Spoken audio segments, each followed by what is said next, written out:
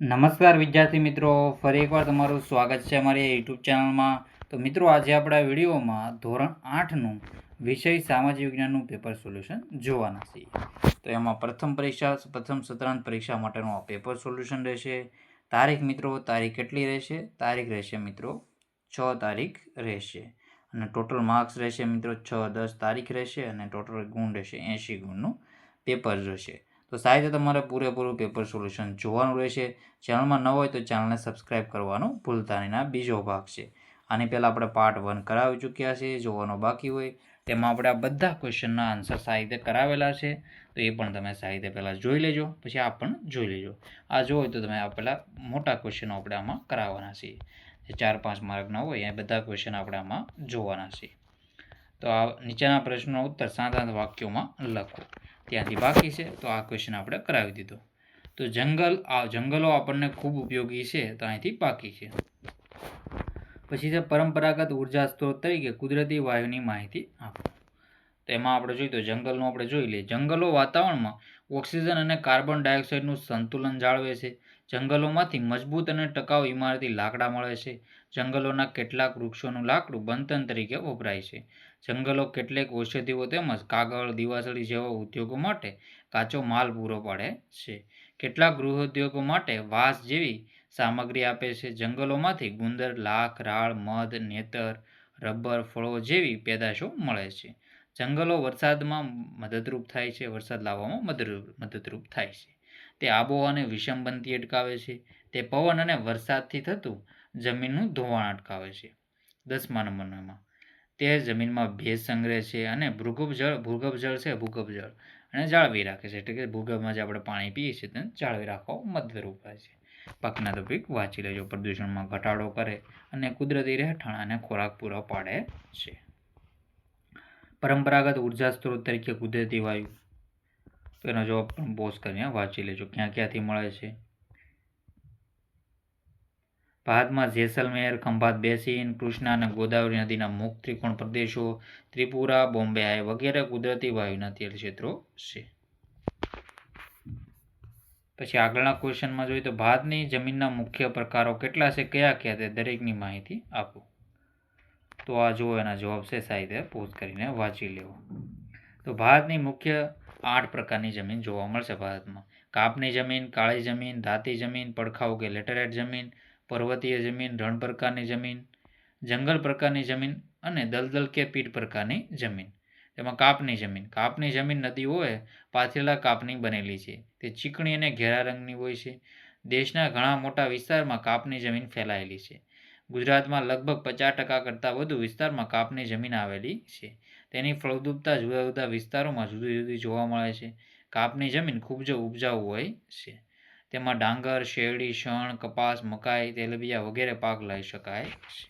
રાતી જમીન છે, રણ પ્રકારની જમીન, એના પણ તમે જવાબ પોસ્ટ કરીને વાંચી લો. બધી જમીન છે તમને પુસ્તકમાંથી પણ બેઠી મળી જશે. અહીંયા જોઈ તો બધી જ જોઈ લેજો. એટલો બધો મોટો પ્રશ્ન ન પૂછે, એમાં 1-2 જમીન પૂછાઈ શકે, પણ આપણે તમે સાહિત્ય વાંચી લેજો તો બધા ક્વેશ્ચન તમને આઈએમપી બની રહેશે. ગમે જમીન પૂછાય તો આપણે સીધું લખવાનું જ રહે.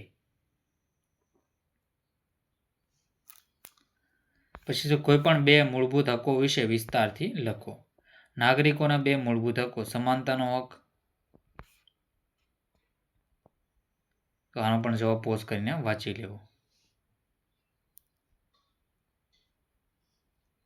સાહિત્યનો જવાબ જોઈ લેવો. 2 મૂળભૂત હકો વિશેની માહિતી છે, પોઝ કરીને સાહિત્ય તમે વાંચી લેજો પૂરેપૂરું. સમાનતાના હકમાં તમે જુઓ તો લોકશાહીના પાયાનો સિદ્ધાંત છે. સમાનતાનો હક દ્વારા બધા નાગરિકોને કાયદાની સમાનતા અને કાયદાનું સમાન રક્ષણ આપવામાં આવ્યું છે. ભારતમાં ધર્મ, વંશ, જાતિ, લિંગ, જ્ઞાતિ, ભાષા અને રંગ કે જન્મ સ્થળના કોઈપણ ભેદભાવ વિના દરેક નાગરિકને સમાનતાનો હક મળેલો છે. આ હક સરકારી નોકરી, ધંધો, જાહેર રોજગાર, હોદ્દાની પ્રાપ્તિ, ધાર્મિક સ્વતંત્રતા, જાહેર સ્થળનો ઉપયોગ, સામાજિક જીવન વગેરે બાબતમાં દરેક નાગરિકને સમાનતા આપે છે. એનો જવાબ સાહિત્ય જોઈ લેજો. બધા ક્વેશ્ચનના આન્સર પોઝ કરીને વાંચી લો સાહિત્ય.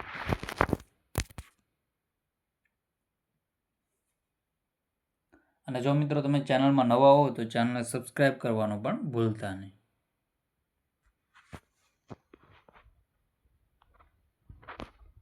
આગળના ક્વેશ્ચન છે જોઈ લઈ. લોકસભાના કાર્યો જણાવો.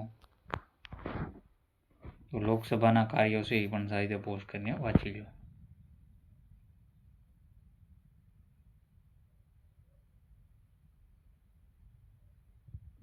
કારણ આપી વિધાન પૂર્ણ કરો. ભારતીય સૈનિકોએ એનફિલ્ડ રાઇફલનો ઉપયોગ કરવાનો ઇનકાર કર્યો. તો એનફિલ્ડ રાઇફલમાં વપરાતી કારતૂસનો ઉપયોગ કરતી વખતે તેના ઉપરના ભાગે આવેલી કેપને દાંત વડે તોડવાની હતી. જાન્યુઆરી ઈસવીસન 1857ના બંગાળના સૈનિકોમાં એ વાત અફવા ફેલાઈ કે કેપમાં ગાય ડુક્કરની ચરબીનો ઉપયોગ કરવામાં આવ્યો છે. હિન્દુઓ માટે ગાય પવિત્ર છે, એટલે તેનું માંસ તેમના માટે વર્જ્ય છે. મુસલમાનોને ડુક્કરને અપવિત્ર માનતા હોવાથી તેનું માંસ તેમના માટે હરામ છે. આથી બંને કામોમાં સૈનિકોને ધર્મભ્રષ્ટ થવાના ભયથી એનફિલ્ડ રાઇફલનો ઉપયોગ કરવાનો ઇનકાર કર્યો. ખેતીમાં ટપક પિયત પદ્ધતિ શ્રેષ્ઠ પિયત પદ્ધતિ છે. બાળમજૂરી સજાપાત્ર ગુનો છે અને ભારતીય સંસદ દ્વિગુહી છે. તો આના જવાબ પણ પોસ્ટ કરીને તમે વાંચી લેજો. તો ટપક પિયત પદ્ધતિનો યોગ્ય રીતે ઉપયોગ કરવાથી પાણીની 40થી 60% સુધીની બચત થાય છે. પાણી સાથે ખાતરો અને જંતુનાશક દવાઓ એકસરખા પ્રમાણમાં છોડના મૂળ સુધી પહોંચે છે. તેથી છોડના વૃદ્ધિ અને વિકાસ ઝડપથી થાય છે. ખાતરની 25%થી 30% સુધીની બચત થાય છે. મજૂરી ખર્ચ ઓછો થાય છે. અસમતળ જમીનમાં પણ સારી રીતે પિયત કરી શકાય છે.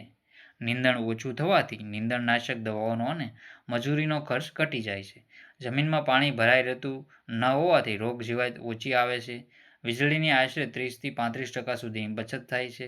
જમીનમાં માત્ર ભેજ રહેતો હોવાથી ખેતના કામો કરવાની સરળતા રહે છે. ઉપરોક્ત કારણસર ખેતીમાં ટપક પિયત પદ્ધતિ શ્રેષ્ઠ પિયત પદ્ધતિ બની છે.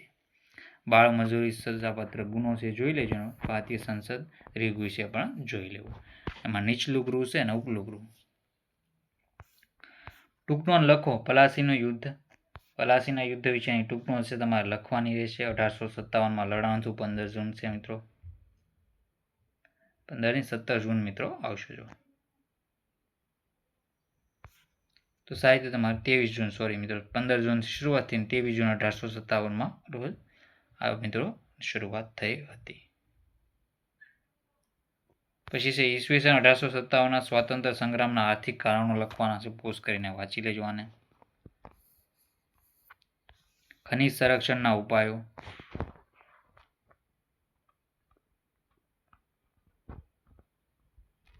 પછી છે ટપક સિંચાઈ પદ્ધતિ વિશેની આપણે માહિતી લઈ લીધી. ફરીથી તમે જોઈ લેવા. આઈએમપી છે. કાયદો અને તેનું મહત્વ એ પણ આઈએમપી છે. તો સાહિત્ય તમારા બધા પેપર સોલ્યુશન સાહિત્ય જોવાનું રહેશે. બાકીના વિષયના પેપર સોલ્યુશન પણ મળી જશે. એટલા માટે ચેનલને સબસ્ક્રાઈબ કરી લેજો. તો મિત્રો વિડીયોનો એન્ડ કરીએ છીએ. જય હિન્દ, જય ભારત.